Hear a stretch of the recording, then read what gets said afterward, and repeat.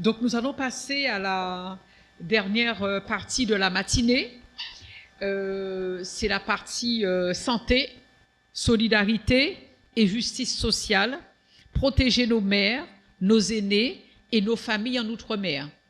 Et là, j'appelle le docteur Madi Abdou, président du Centre régional de coordination des dépistages des cancers de Mayotte, et puis moi-même, qui était sur cette table ronde avec lui. Et normalement, nous devions avoir Madame Sarah Cabarrus, membre du MODEM Guadeloupe, présidente de la structure du cancer du sein, qui n'est pas là ce matin. Et donc voilà. Donc merci à vous d'encourager le docteur Madi Abdou, qui a fait le déplacement, qui a traversé les mers pour être en Guadeloupe aujourd'hui. Docteur, je vous remercie chaleureusement d'être présent à côté de nous aujourd'hui. Merci à vous. Merci beaucoup de cet accueil. C'est vrai, hein, on est parti de loin et c'est avec plaisir. Merci à toute l'équipe de MODEM Guadeloupe, en particulier à sa présidente Betty Bercy. Merci à Max Ocqueville, président du MODEM Martinique, référent Outre-mer. Et merci à toutes les fédérations de MODEM Outre-mer. Mesdames, Messieurs, bonjour. Je m'appelle Abdou, je suis gynécologue obstétricien, praticien hospitalier, directeur, chef de pôle à la maternité et président du CRCDC. Donc, déjà, mon travail, c'est je travaille avec les femmes. Donc, je suis obstétricien, je suis accoucheur dans la plus grosse maternité, on dit, d'Europe. 10 000 naissances par an. Mais en même temps, on a initié, peut-être avec les femmes, justement, on parle des femmes, le dépistage des cancers à Mayotte. Donc, en 2010, il n'y avait pas ce dépistage. Et personne ne pouvait nous le faire parce qu'on n'avait pas la sécurité sociale. Sauf quelques femmes avaient la sécurité sociale. Donc, ce qu'a dit Cassandra, moi je pourrais même dire que les femmes à Mayotte ne sont pas au full. Les femmes ont accepté, les femmes ont voulu justement faire ce dépistage. Donc, il a fallu que justement qu'on s'y mette, moi avec mon travail d'obstétricien, mais en même temps pour faire le dépistage des cancers du col. Et il fallait, parce que les femmes étaient d'accord. Et l'ARS était installée, ils ont dit, si vous voulez vraiment faire ce dépistage, c'est très difficile, on vous l'accorde, on va vous subventionner. Et à Mayotte, nous, justement, c'est pas par invitation, pas par lettre, personne ne viendrait. Chez nous, là-bas, il n'y a pas d'adresse. On dit, j'habite à côté de la mosquée, j'habite à côté du manguier. Donc, il a fallu que les femmes, justement, acceptent qu'on aille les chercher, qu'on a dans les réunions, on va au village, on va dans toutes les réunions de la mairie, leur parler du dépistage, leur parler de l'importance du dépistage du cancer du col, en parler aussi aux hommes, que vous savez, ce sont vos femmes, mais ce sont aussi vos enfants, ce sont vos mères. Donc, aidez-nous à justement sensibiliser que les femmes viennent pour faire ce dépistage. Donc, ce dépistage, à partir de là, donc on a les résultats. Et puis en plus, pas uniquement les femmes viennent, mais on a ce qu'on appelle les médiatrices. Ça, c'est vraiment notre cœur de métier. Mayotte, on a partagé Mayotte en 4 zones. Et donc, là-bas, on parle aussi malgache, on parle maoré. Et donc, à chaque région, on envoie une médiatrice qui parle la langue de la région. Donc, dans toutes les réunions de la mairie, toutes les réunions quand on va danser, elles sont là. Elles parlent de ce cancer. Et on va avoir des consultations. Et toutes ces femmes allaient au dépistage. Donc, on a commencé en 2010. Et en 2012, en 2014, l'INCA nous avait déjà félicité. Il nous a dit, mais vous êtes en avance par rapport à nous. Nous, on fera le dépistage organisé en 2019. Vous, en 2014, vous le faites encore mieux. Parce que c'est vrai, on ne donne pas des invitations. Mais on va les chercher, on va dans les réunions, on les ramène dans nos centres. Et puisque ça ne suffisait pas, les femmes de 50 plus, croyant qu'elles avaient fini avec les médecins, elles disaient qu'elles ne venaient pas au dépistage. On partait dans les endroits reculés avec des camions pour faire les consultations dans les camions, bien sûr, tout ce qu'il faut. Et le dépistage fonctionne très, très, très bien. Donc tout ça, c'est pour aussi vous dire que la femme à Mayotte, elle est powerful. On a pu faire ça parce que les femmes ont voulu. Je pense que les Mahorais ont démontré ce que peuvent faire les femmes. Okay. Merci.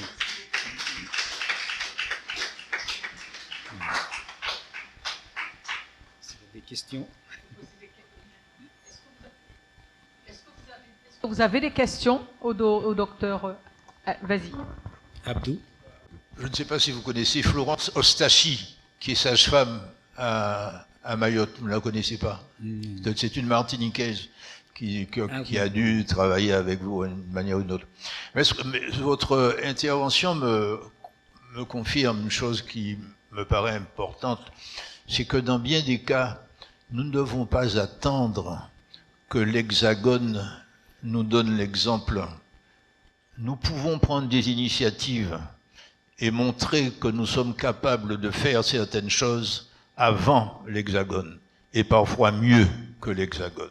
Ma conviction, c'est que nous sommes potentiellement porteurs de beaucoup d'améliorations dans la vie quotidienne, et des femmes en particulier.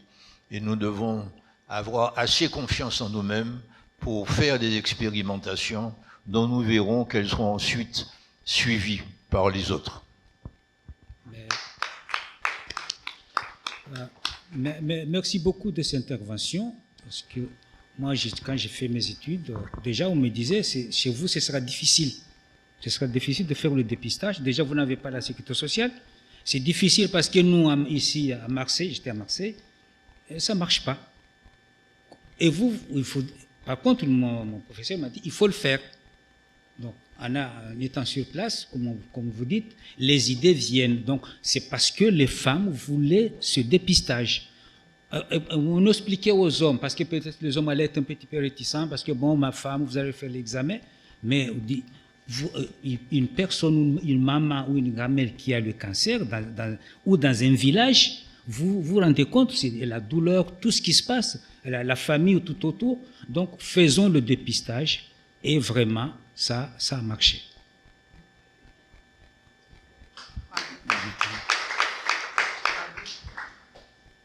Est-ce que vous avez d'autres questions?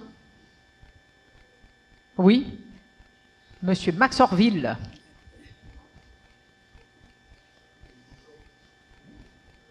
Non. Si. Bonjour docteur, merci pour votre intervention. Comme vous le savez, je me suis rendu à Mayotte à de nombreuses reprises et j'ai visité cet hôpital, cette maternité qui est effectivement la plus importante.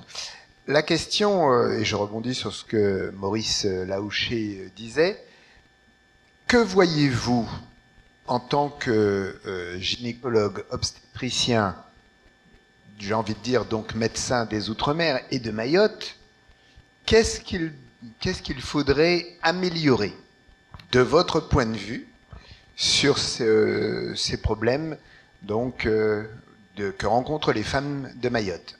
Elles ont désiré, comme vous l'avez dit, faire ce dépistage. Aujourd'hui, quelle médecine, quelle maternité pour l'Outre-mer et singulièrement à Mayotte, avec les difficultés qu'on connaît, puisque vous êtes la plus grande maternité d'Europe, en termes de besoins, hein, et qu'est-ce qu'on peut faire sur le plan local et que vous pourriez faire, les freins qui vous sont opposés aussi parfois par l'ARS, par le national, et qu'est-ce qu'ils voudraient. Pourquoi je vous dis ça? C'est parce que pendant la crise Covid, par exemple, j'ai rencontré tous les services d'ARS lorsque j'étais député européen.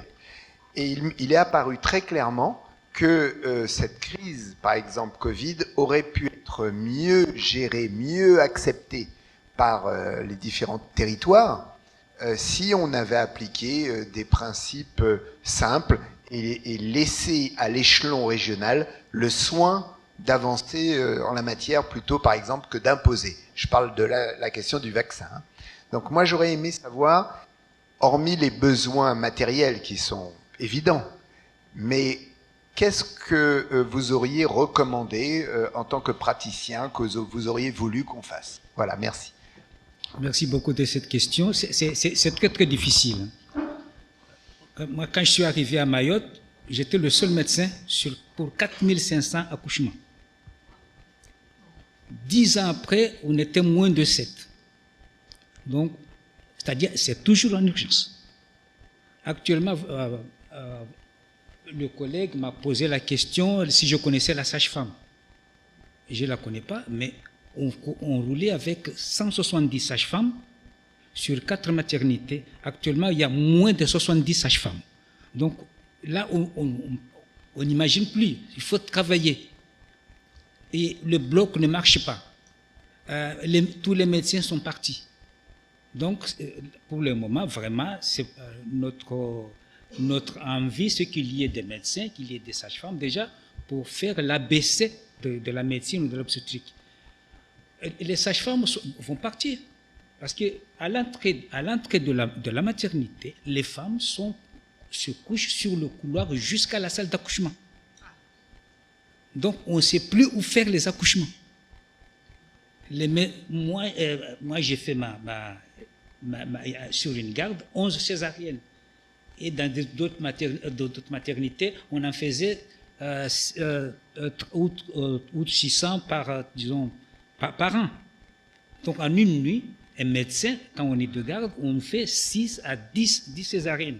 Un seul médecin. Donc, voilà, c'était juste pour dire vraiment, on peut donner des idées, mais pour le moment, ce qu'il nous faut, c'est vraiment pareil à l'urgence. Pour compléter ce que disait Dr Abdou, et pour aussi répondre, il y a une question de politique d'attractivité à mettre en place sur le territoire de Mayotte, et j'ai envie de même dire plus largement dans les territoires d'outre-mer, parce que c'est une vraie difficulté, il l'a dit, mais dans le quotidien, les professionnels de santé travaillent pour 4, pour 5, pour 6, voire pour 10. Ils sont épuisés et ils font un travail formidable dans nos territoires. Et cette politique d'attractivité pour faire intéresser les professionnels de santé à venir sur le territoire et à venir s'engager sur le territoire doit être plus forte. Ça suffit pas en fait d'aller que dans les salons, ça suffit pas en fait de pouvoir poster des offres d'emploi. Je pense qu'il faut être beaucoup plus offensif parce qu'on a besoin qu'on ait des professionnels qui viennent sur le territoire et qui restent. Et puis plus largement, qu'on puisse former également chez nous les professionnels de demain en ouvrant plus de formation pour les médecins, pour avoir une école par exemple de sage-femme que nous n'avons pas à Mayotte. On est quand même la plus grande maternité d'Europe et on n'a pas d'école de sage-femme. Je pense que c'est quand même une piste sur laquelle on devrait travailler et on doit avancer là-dessus. Et puis la deuxième chose, parce qu'il parlait de l'expérience du CRCDC, donc le Centre régional de coordination des dépistages des cancers. Il a parlé, une des façons qui ont permis d'améliorer le dépistage, ça a été la sensibilisation par les pairs, le travail des médiatrices de terrain. Donc la santé communautaire, c'est un levier qui est extrêmement important dans nos territoires, de pouvoir former et de pouvoir dire que moi, je vais être formé et demain, je vais être capable de pouvoir expliquer à mon semblable les enjeux de santé. C'est aussi ça, en fait, qui va permettre d'améliorer l'accompagnement et la prise en charge en santé. Donc, ces deux leviers, l'attractivité et la vulgarisation en matière de sensibilisation et de tout ce qui tourne autour de la santé communautaire permettra de... Voilà.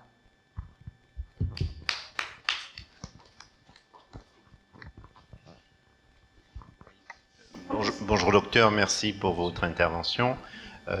J'ai beaucoup aimé le partage de cette expérience. J'ai une question sur les indicateurs de performance qui permettent aujourd'hui de dire que c'est un succès. Une deuxième question, est-ce que cette expérience a fait l'objet d'une publication? Et la dernière, est-ce qu'il y a une coopération en Outre-mer sur ces thématiques-là? Merci. Oui, c'est évalué. Hein. Nous travaillons avec l'INCA, nous travaillons avec La Réunion. Donc, tout est évalué. Donc, on les évalue parce qu'on est financé par l'ARS, la Sécurité sociale, le Conseil général, le CHM, le ministère d'Outre-mer et le ministère de la Santé. Donc, tout s'est évalué. Surtout, à l'INCA, nous travaillons main à main. Donc, tout est bon, j'espère. Pardon. Je posais la question de la surtout, on coopération. échange beaucoup avec la Réunion et Marseille aussi. Oui, docteur, je reprends le micro. Suite, mais ça c'est pour mon info personnelle et après avoir entendu effectivement Cassandra, suite à Chido, j'ai cru comprendre qu'il y avait eu un hôpital de campagne qui avait été installé. Qu'en est-il aujourd'hui? Est-ce que, compte tenu des difficultés, il demeure toujours présent? Et est-ce que par ce biais, d'autres médecins pourraient venir? Enfin, dernière question, vous aviez dit que vous aviez été formé à Marseille. On sait effectivement qu'il y a une forte communauté dans les Bouches-du-Rhône. Est-ce que cette demande que formule Cassandra d'avoir une école de formation de sages-femmes, est-ce que c'est une chose qui peut être réalisée? Est-ce que nous avons suffisamment d'étudiants mahorais en médecine qui aimeraient revenir à Mayotte exercer? Des médecins qui viendraient exercer, je ne sais pas trop. Par contre, l'école de sages-femmes serait la bienvenue. Ou tout simplement la préparation des jeunes, pas des médecins, mais pour le préparer au concours de médecine, ou à Marseille, ou à Métropole, ou carrément à La Réunion. Parce qu'à Mayotte, les parents n'ont pas le moyen. Et pour les préparations, ça coûte énormément. Par contre, les politiciens sur place, ils réfléchissent sérieusement, bien, justement pour que nous puissions avoir des médecins formés qui puissent revenir. J'aide un petit peu Dr Abdou. Sur la première question, Max, par rapport à l'hôpital de campagne qui a vu le jour suite à Chido, à aujourd'hui, il fonctionne en fait encore au ralenti, mais je veux dire beaucoup moins puisque on n'est plus dans la phase d'urgence. L'hôpital de campagne était là surtout pour soulager et traiter entre parenthèses ce qu'on appelle chez nous les bobologies et pour que l'hôpital puisse travailler. Donc aujourd'hui, voilà, on est plus revenu à une organisation, on va dire normal, même si normal c'est un grand terme parce que notre hôpital souffre, il est éventré, on a encore après, tu pourras le dire, hein, tu pourras dire 2-3 mots, mais je le dis parce que j'ai visité ces locaux et on a encore de la poussière, on a encore en fait des rideaux et vraiment c'est un hôpital qui est en piteux état et je pense qu'il y a des travaux à faire. Voilà, pour répondre à cette question-là. L'hôpital de campagne est parti. Il n'y a plus d'hôpital de campagne. D'accord, ok. Il me semblait qu'il y avait... Notre bloc opératoire ne fonctionne pas. Il y a un seul bloc, c'est-à-dire on ne perd personne, sauf le cas d'urgence. Les césariennes, on peut programmer 7 césariennes, dont vous en faites que 4. Les autres, vous les invitez, voilà, pour demain ou après-demain. On se bat parce que quand on dit césarien aujourd'hui, normal c'est aujourd'hui. Si c'est pas quelque chose, donc apparemment on aura des blocs mobiles qui à partir du mois de juin, peut-être au mois de juillet, août, on pourra opérer. Mais tout ce qui a été dévasté par le cyclone, c'est toujours pas réparé.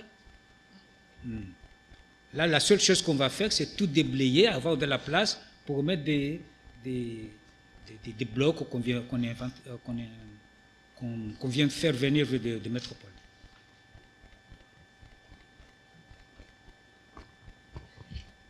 Autre question? Max?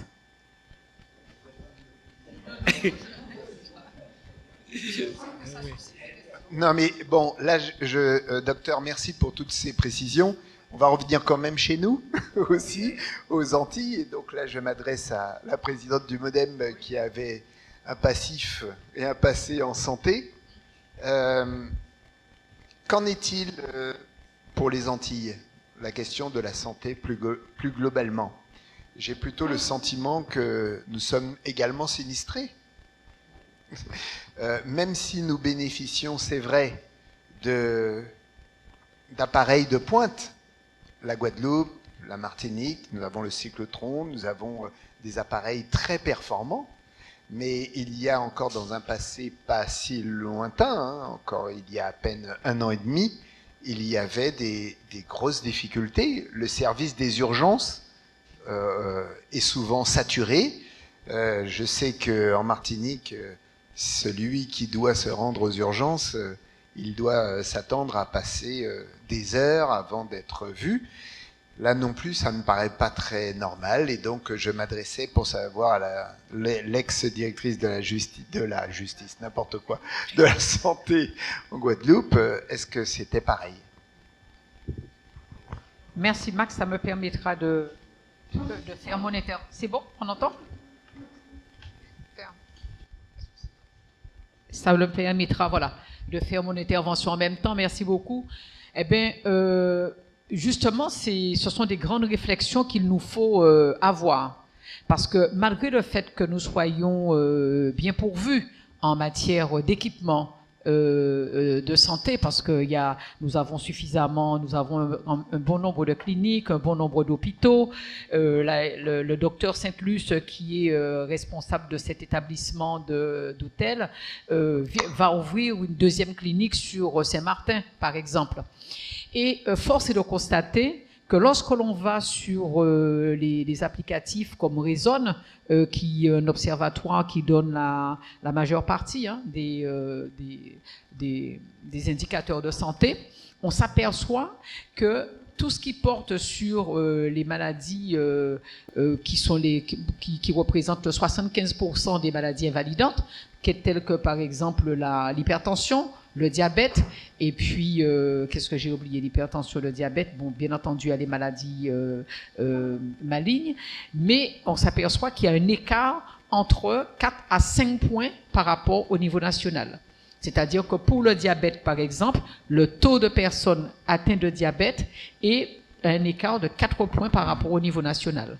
Alors, quand on arrive sur des territoires insulaires comme Marie-Galante ou la Désirade, puisque nous sommes dans une zone archipélagique, l'écart s'accroît de 2 points.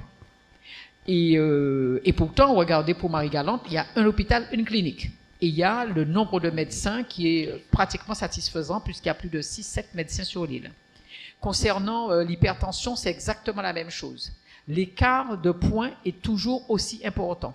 Donc, on peut se demander quelle est la raison pour laquelle il faut qu'on s'engage. Moi, j'interroge des fois les médecins. Quelle est la raison pour laquelle cet écart est aussi important par rapport à là-bas? Donc, ça, c'était pour les indicateurs. Maintenant, pour répondre à la question de Max, autant on s'aperçoit que pour les professionnels de santé, tels que les infirmiers, les masseurs-kinés, le nombre est important. L'indicateur est le même, je veux dire qu'au niveau national, on accuse quand même un déficit au niveau des médecins et surtout dans certaines spécialités. Il y a certaines spécialités, comme par exemple la neurologie, etc., où des fois c'est en Martinique qu'il y a suffisamment, pas suffisamment ici en Guadeloupe. Et quoi qu'il en soit, au niveau des urgences, malgré le fait qu'on ait ouvert d'autres zones d'urgence, puisqu'avant, par exemple, l'urgence, elle existait qu'au niveau de l'hôpital. Aujourd'hui, vous allez au centre aux Eaux Claires, il y a une urgence. Vous avez une capacité d'urgence. Vous avez sur Basse-Terre le CHBT où il y a aussi de l'urgence. Vous avez aussi, qui n'est pas considéré pareil, mais au niveau de l'aéroport où beaucoup de gens vont aux urgences. Eh bien, toutes les structures sont débordées en matière d'urgence.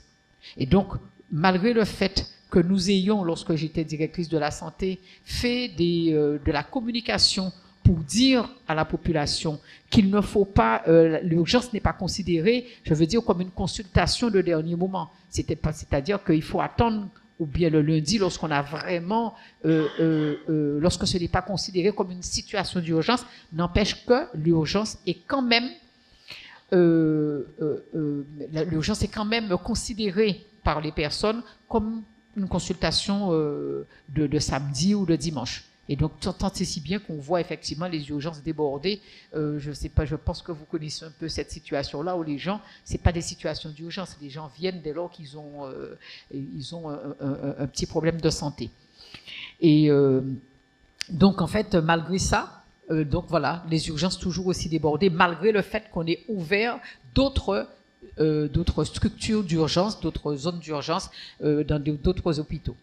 Donc voilà ce que j'avais envie de dire à propos à partir de là. Donc là maintenant le nouvel hôpital, donc il commence à s'ouvrir au fur et à mesure, et donc là on verra bien comment ça, en termes d'organisationnel, comment ça va se passer sur le territoire de la Guadeloupe. Et pour moi, ce que je vous ai ajouté par rapport au cancer du sein, docteur, lorsque j'étais directrice de la santé, donc avec le docteur Bradamantis, qui est actuellement la directrice adjointe à l'ARS, ainsi qu'avec monsieur Laguerre, qui était à l'ARS avant et qui est devenu maintenant le directeur adjoint du président du conseil départemental, c'est nous qui avons ouvert en Guadeloupe la structure du cancer du sein. Et parce que dans ce temps-là, effectivement, il n'y avait pas du tout beaucoup de dépistage. Les femmes n'allaient pas se faire dépister. Il y avait beaucoup de cancers au niveau du sein. En termes de chiffres, j'oublie les chiffres. Mais ce que je peux dire, c'est que lorsque nous avons ouvert cette structure, nous avons tout mis en place avec beaucoup de communication pour que les femmes puissent venir se faire dépister. Et ce dont on s'est aperçu, et donc j'allais à l'INCA régulièrement, et ce dont on s'est aperçu, c'est que en Guadeloupe, et je pense qu'au niveau de l'outre-mer c'était pareil, le cancer du sein arrive beaucoup plus tôt chez les femmes en outre-mer. C'est-à-dire qu'en Guadeloupe, par exemple, on observait que le cancer du sein arrivait à l'âge de 35 ans. Et donc ce que nous avions demandé à l'époque, c'était que le dépistage puisse être organisé beaucoup plus tôt dans les territoires d'outre-mer. Et c'est ce que nous n'avons pas obtenu jusqu'à maintenant. Puisque jusqu'à maintenant, le dépistage légal fait par l'État, il est toujours à l'âge de... Il n'a pas changé, il est toujours à l'âge de 50, 74 ans. 50, voilà. 50 à 74 ans, voilà. Donc ça n'a pas changé, alors qu'en Guadeloupe, le maximum pas le maximum, il y a encore beaucoup de femmes qui ont un cancer du sein à 35 ans. Et donc je pense que là, il faudrait qu'on insiste pour que ces choses-là changent et qu'au moins cet âge-là, l'âge de dépistage, démarre plus tôt, même si ça ne démarre pas à 35, mais au moins que ça démarre quand même aux alentours de 45 ans, par exemple, moi je dirais 40-45 ans dans les territoires d'outre-mer. Après, je veux dire, tout ce qui est toute la communication autour du dépistage du cancer et des autres dépistages tels que le cancer colorectal, etc. Donc, c'est vrai que je pensais que Sarah Cabarrus pourrait être là pour donner des chiffres importants, puisque la structure du cancer du sein ne fait pas que la partie cancer du sein, mais aussi fait tous les autres cancers. Alors, ce qu'on a observé en Guadeloupe aussi, selon des études, c'était que le cancer de la prostate. Alors, probablement, il y a plusieurs études qui ont décrété que c'était dû aussi à la chlordécone. Et donc, il y a plusieurs interventions de certains médecins qui sont intervenus là-dessus. Et par exemple, on a observé que sur certaines régions aussi, comme la Désirade, une petite île qui est au large de la Guadeloupe, alors qu'il n'y a pas tellement de chlordécone. Pourtant, c'est là où il y avait le plus de personnes qui étaient atteintes de cancer de la prostate. Donc, où les études n'ont pas permis de savoir encore quelle est la raison pour laquelle ça existait.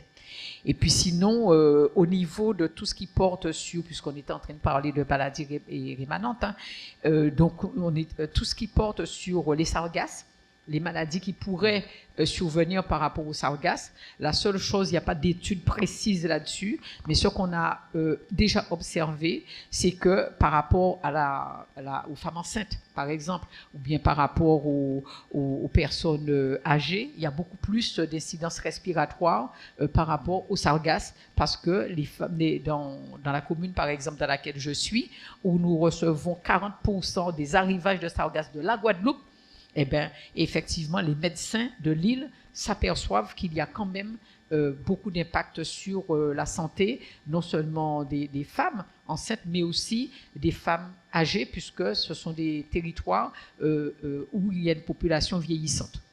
Donc, voilà ce que je peux en dire, mais quoi qu'il en soit, on ne peut pas dire qu'aujourd'hui, en matière de santé, les maladies qui sont les plus prégnantes et qui représentent 75% des maladies en ALD, qu'on regarde le tableau des maladies à longue durée, ce sont ces maladies-là qui sont les plus importantes et elles représentent plus de 75% des maladies qui sont déclarées invalidantes. Et le diabète, l'hypertension, qu'est-ce que j'ai oublié comme maladie l'hypertension, le diabète, qu'est-ce que j'ai oublié comme autre maladie?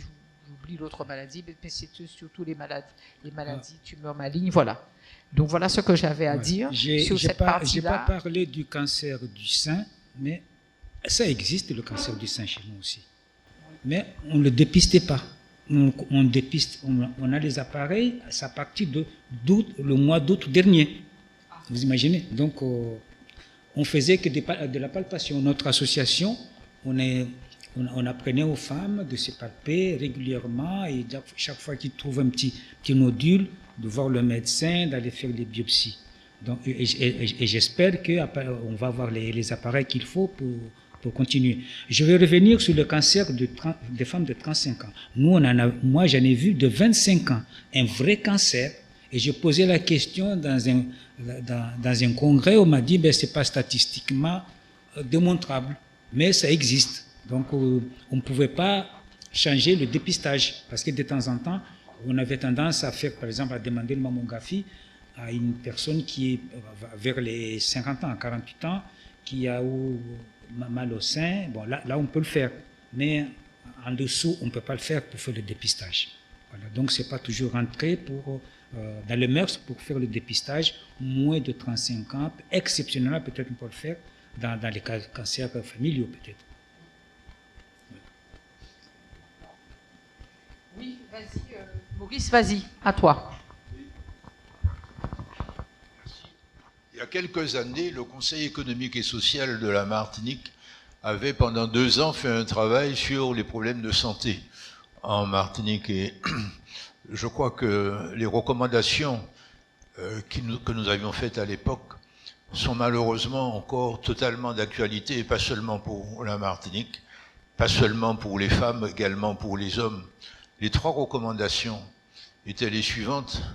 D'abord, développer beaucoup plus la prévention. La médecine en France néglige totalement, ou presque totalement, la prévention, notamment en matière de cancer, mais dans toutes les disciplines, la France a un grand retard. La culture médicale française, c'est le curatif, c'est pas le préventif. Donc il faut que nous nous détachions de cela et que nous fassions un maximum de prévention. La deuxième recommandation, Cassandra l'a signalé tout à l'heure, c'est la formation maximale sur place d'un maximum de spécialistes. Infirmiers, infirmières, sages-femmes, et si possible, médecins. Et aux Antilles, on a beaucoup progressé sur la formation de médecins aux Antilles-Guyane. Et puis la troisième recommandation, qui va à l'encontre des principes de centralisation, c'est qu'il y ait un organe dans chaque territoire, parce que la situation médicale de chaque territoire est particulière, qui définisse la situation, qui fasse le diagnostic de la situation de santé, et puis qui définissent les orientations qu'il faut prendre en liaison naturellement avec les autorités nationales. Mais les politiques de santé de la Martinique ou de la Guadeloupe ou de Mayotte définies à Paris, ça ne peut pas marcher. Il faut le faire avec Paris, mais il ne faut pas que ce soit Paris qui soit leader. Paris est incompétent pour ce genre de choses, il faut le dire. Il faut nommer les choses. Donc, c'était ça les 3 recommandations. D'une part, la prévention, la développer, on avait même proposé que dans les budgets globaux de santé, la prévention représente au moins 10%. À l'époque, c'était 1%. La directrice la directrice adjointe de l'ARS m'avait dit, vous avez raison, mais nous, notre formation, c'est 1%, c'est pas 10%. Hein. Notamment la prévention des accidents du travail, c'est une des choses qui sont assez développées. Donc, la prévention, la formation maximale sur place, et puis un organe local qui sera responsable de la définition, de l'exécution et du suivi de la politique de santé du territoire. Ça reste totalement d'actualité, malheureusement. Merci beaucoup. Autre intervention? Oui, alors c'est vrai, effectivement, je partage l'avis de M. Larouché. Et c'est vrai que depuis la crise Covid, on a vu les collectivités locales, singulièrement pour nous la Guadeloupe, sur la question effectivement de la territorialisation de l'offre de santé. Il existe ce qu'on appelle des contrats locaux de santé, puisque je pense également aussi, sur votre territoire, et ces contrats locaux de santé, justement, permettent aux collectivités d'être en première ligne pour définir une stratégie de santé sur le territoire. Et il y a aujourd'hui donc une prise en compte de cette réalité-là, puisque désormais les conseils, alors je parle pour la Guadeloupe, mais je pense sur le territoire aussi, le conseil régional va siéger au sein des ARS. C'est-à-dire qu'il y a toute une refonte qui est envisagée, alors qui n'a pas pu être menée à terme, puisqu'il y a eu des changements de gouvernement successifs, mais l'objectif c'est quand même de faire en sorte que le conseil régional, enfin pour la Guadeloupe, mais les collectivités territoriales aussi, puissent se saisir de ces questions-là et puissent se retrouver aux côtés de l'ARS. Donc le pilotage ne peut être fait simplement par le service de l'État, mais il faut effectivement que les élus locaux puissent prendre part à cette stratégie. Donc il existe également une rencontre entre le préfet et l'ensemble des élus du département, de la région, qui permettent aussi de définir les priorités de santé. Donc ça s'appelle le CRIS. Donc c'est un temps d'échange qui permet à ce moment que sur les équipements, notamment là, vous savez que nous avons, comme partout sur le territoire national, mais aussi singulièrement en Outre-mer, les problèmes de déserts médicaux. On le voit très bien, c'est très prégnant dans certaines communes, et notamment une commune que je connais, la Désirade, puisque j'interviens sur ce territoire-là, où on voit toute la difficulté qu'il y a aujourd'hui de faire venir des médecins à la Désirade. Donc, et ça pose d'énormes problèmes. J'ai travaillé sur un sujet qui concernait de faire en sorte qu'il y ait une structure qui puisse venir à la Désirade avec des permanences de médecins.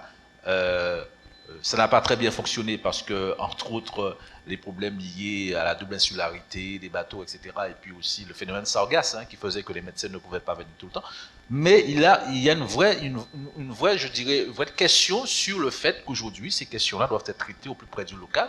Et il y a nécessité pour les élus, en tout cas au niveau national, de comprendre que pour les Outre-mer, il y a un enjeu très fort, puisque notre éloignement fait que nous avons besoin d'avoir des réponses du local, pensées et conçues avec nos élus.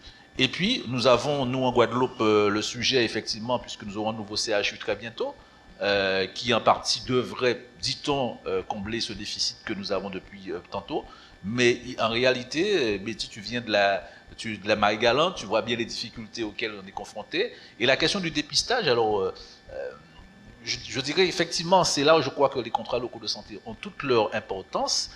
Lorsqu'un maire s'implique dans des campagnes, je le vois à travers les actions que je mène moi dans mes fonctions, quand on fait des campagnes de dépistage sur des territoires et que les maires s'impliquent, etc., on a du monde. On a du monde parce que les gens viennent, parce qu'il y a une manifestation, etc. Au-delà de ça, il est difficile souvent de mobiliser les personnes sur des campagnes parce que je trouve que la sphère politique peut-être ne s'applique pas suffisamment. Enfin, je parle pour la Guadeloupe. Donc voilà, les contrats locaux de santé, c'est une des réponses insuffisantes, mais qui permettront davantage aux collectivités locales de définir une politique de santé au niveau adapté au local.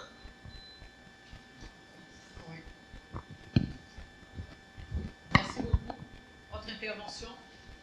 Monsieur Vanoukia, allez-y. Oui, si je peux me permettre, il me semble que de l'organisation de la santé au niveau français, l'agence régionale de santé doit élaborer le projet régional de santé. Donc pour moi, il y a une organisation